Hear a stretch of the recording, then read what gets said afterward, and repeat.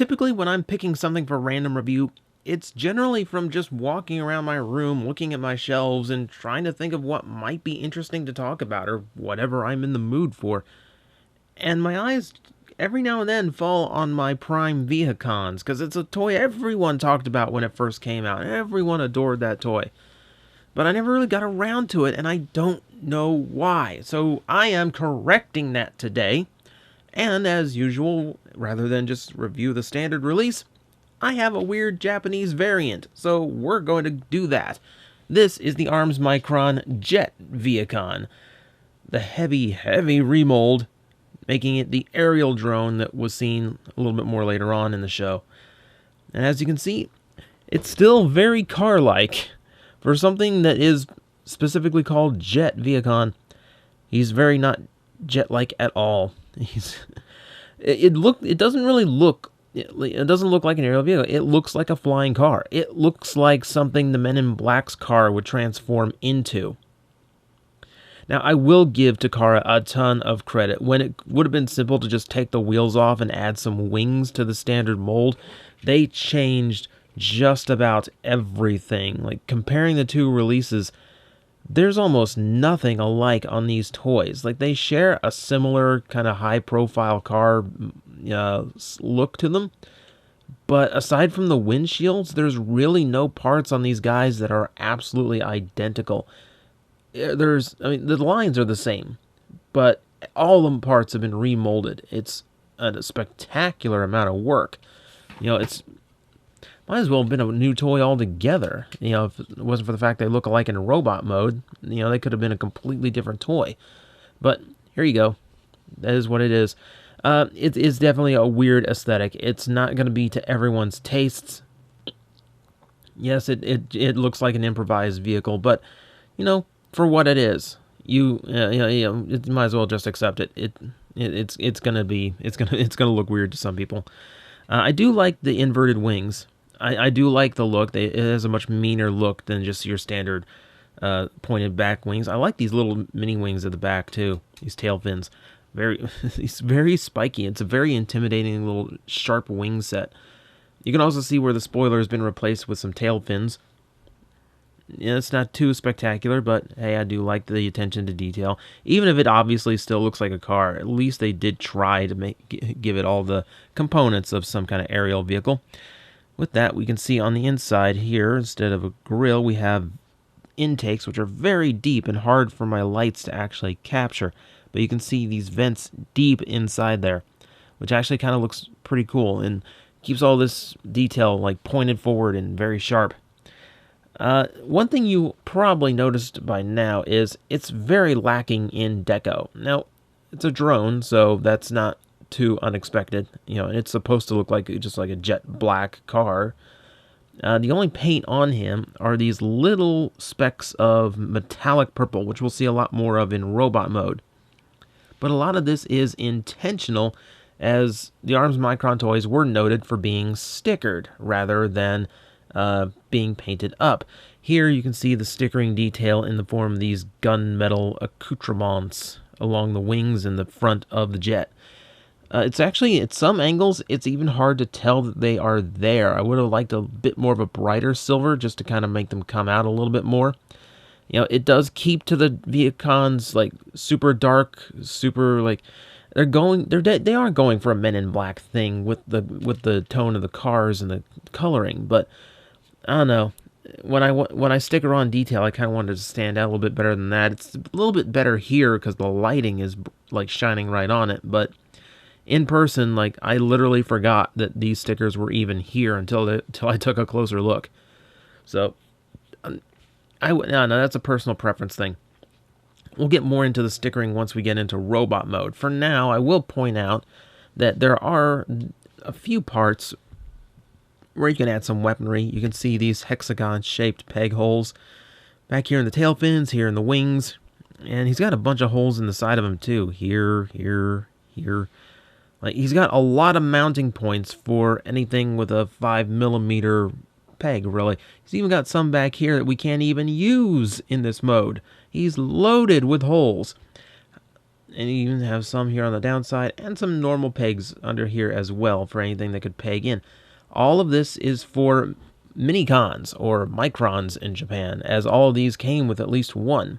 Again, we'll get into that once we talk about the robot mode, but I'm going to hold off on demonstrating it just because, well, it's kind of uneventful. It's just a minicon sticking off of a wing, and some of these, like these on the tail fins, can't even be used in this mode because there's too many parts obstructing.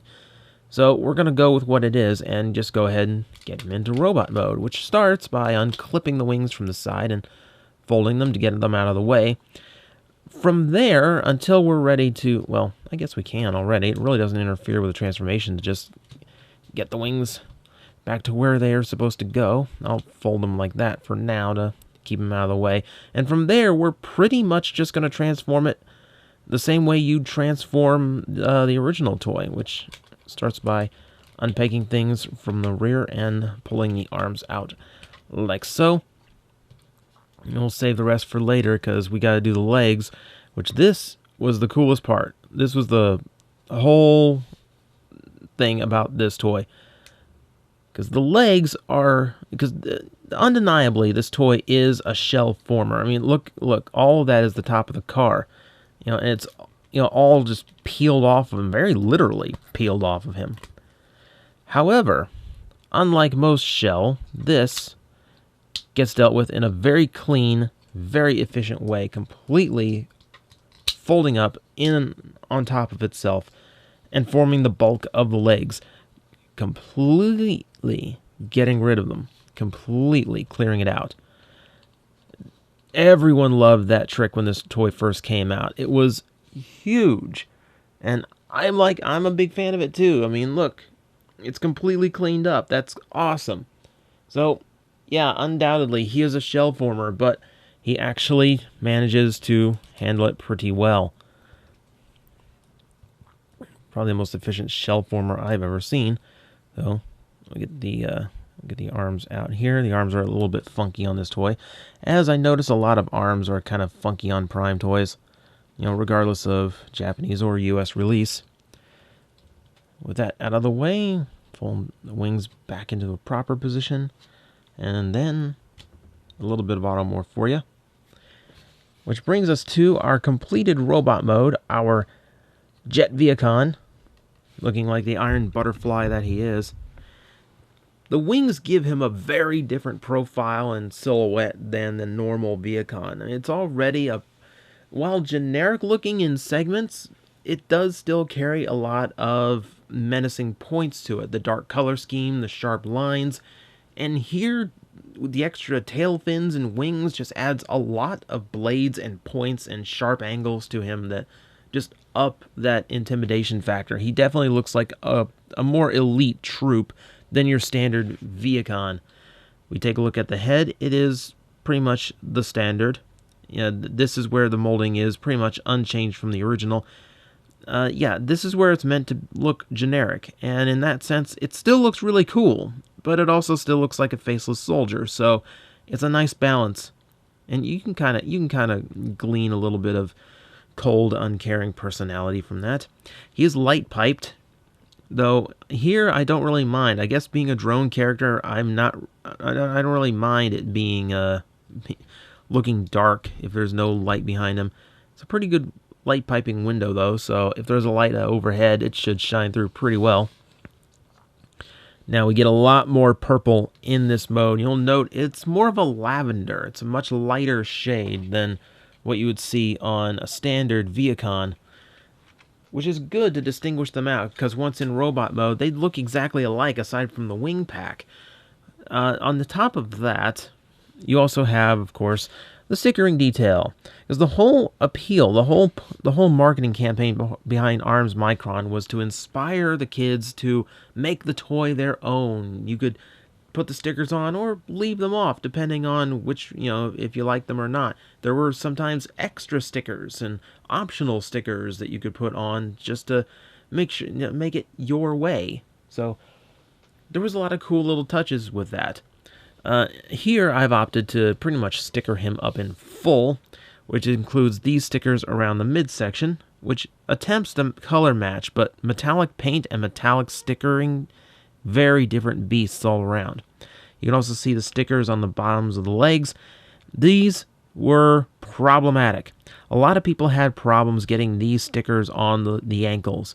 And you can see on mine where, yeah, it's kind of wrinkled up because it does not quite fit the shape, which is really unfortunate. Yeah, it's one of the only detractions I have for this toy.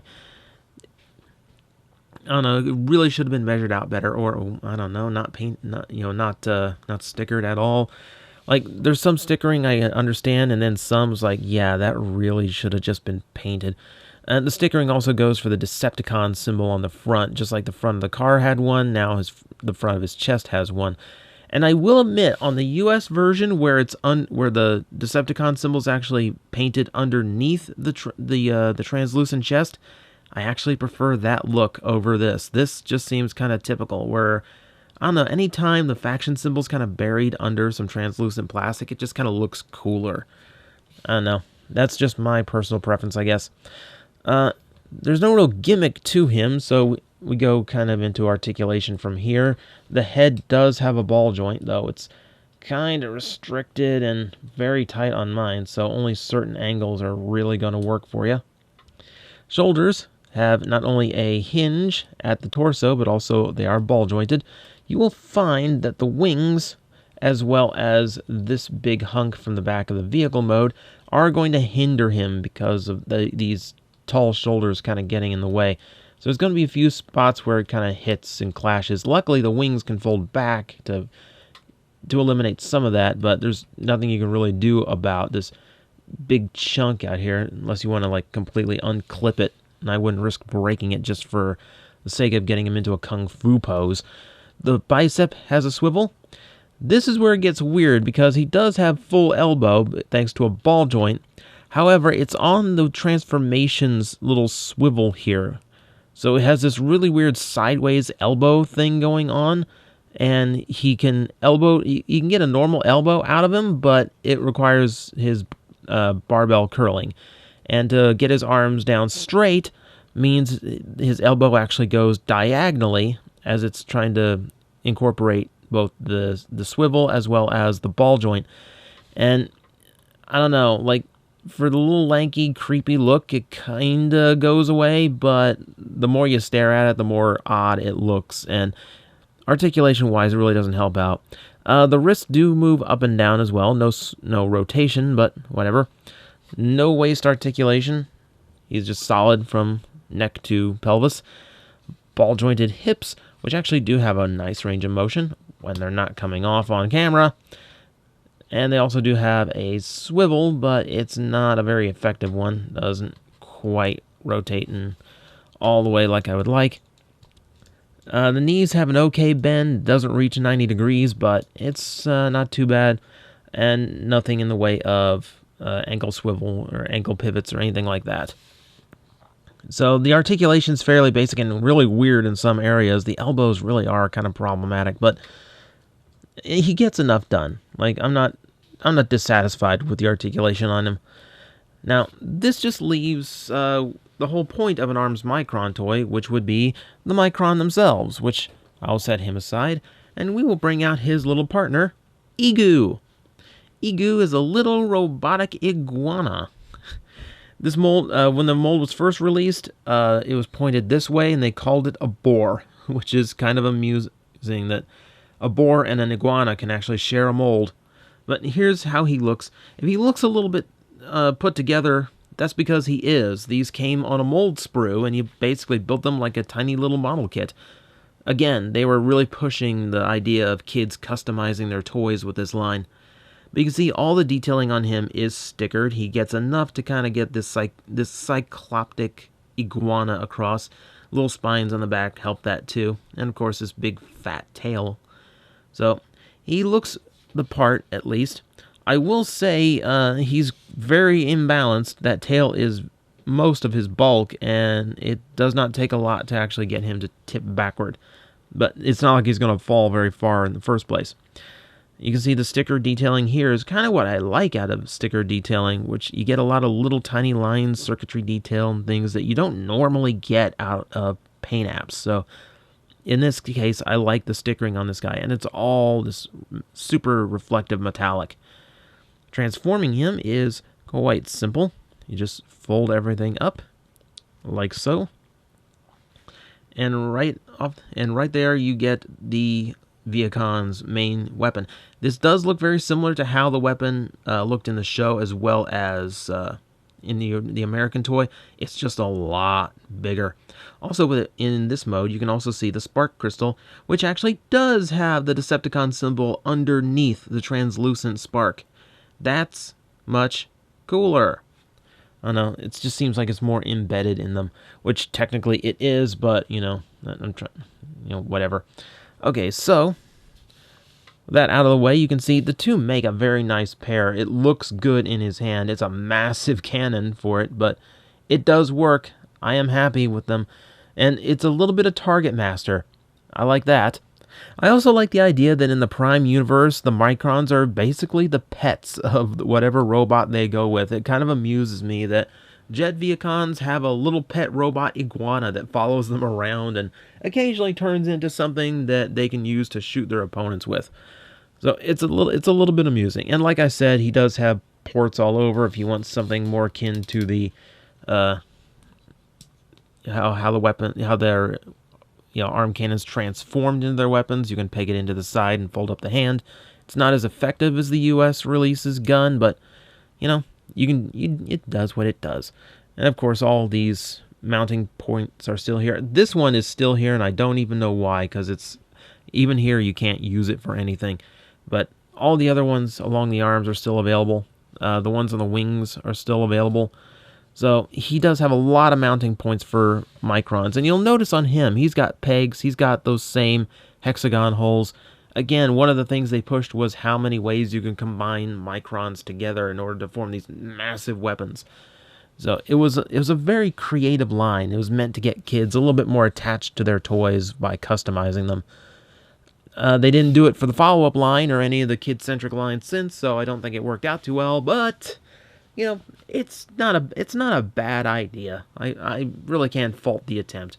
So that is the Jet Vehicon, the improved, should I say improved? Because this really is a matter of taste. The toy is really good. Like, it does have some problems with the stickers that aren't cut correctly, and of course, yeah, the elbows are probably the biggest thing. But the engineering on it is extremely clever and really does a lot to just change the profile. Like, as it stands, like, it was hard to tell, the original version, it was hard to tell that he turned into a car of any kind because so much of the car folded away. Of course, it's a little easier to tell what he turns into now, but the point is, it's a really good toy with some faults here and there. I'd call him an improvement because I find him a more interesting design than the typical Vehicon, but the jet mode is going to take a little bit getting used to. You kind of have to have a taste for weird vehicles in order to appreciate it. So, yeah, I'm a fan. I just wish it came out in the US because, a lot more people, this toy deserved to be played with by a lot more people than it was.